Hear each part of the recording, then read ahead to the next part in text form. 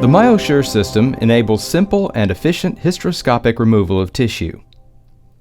To achieve and maintain uterine distension and optimal visualization while rapidly cutting and removing tissue, it is important to understand the unique fluid characteristics of the MyoSure procedure.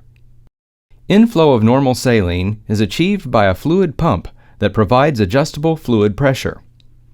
It is important to properly set the fluid pump pressure and inflow rates based on the recommendations in the MyoSure Setup Guide. The MyoSure outflow channel provides continuous flow during the diagnostic procedure and is removed once pathology is confirmed. The MyoSure device now becomes the outflow channel. Active suction is required to remove tissue through the MyoSure device. When the MyoSure foot pedal is activated, the cutting window is opened and suction pulls fluid and tissue from the uterine cavity through the MyoSure device and into the tissue trap. To maintain distension while suction is activated, infusion of fluid into the uterus must be at a fluid flow rate and pressure to establish a balance between the two. This may necessitate periodic adjustments of increased pump pressure to maintain the desired uterine distension. Each fluid pump performs differently, and therefore an adjustable suction source should be used during the MyoSure procedure to provide vacuum pressure adjustments based on the inflow performance of the fluid pump used.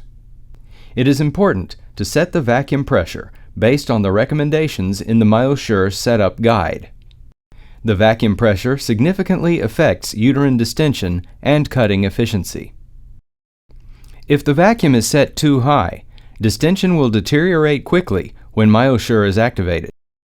If set too low, obscuring tissue may not be evacuated at the desired rate, and venous absorption of fluid may become an issue. It is important that the physician and staff monitor fluid deficit volume throughout the procedure. In accordance with the ACOG guidelines, the procedure must be stopped if this value exceeds 2,500 cc's.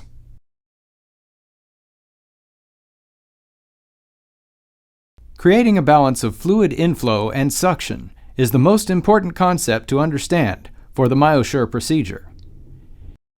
If visualization and cutting performance is compromised, periodic adjustment of fluid pressure and suction should be performed.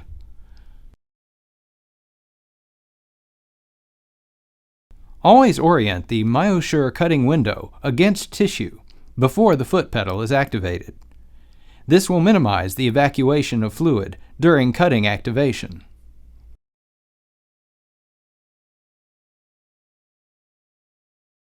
If visualization is lost, stop cutting immediately.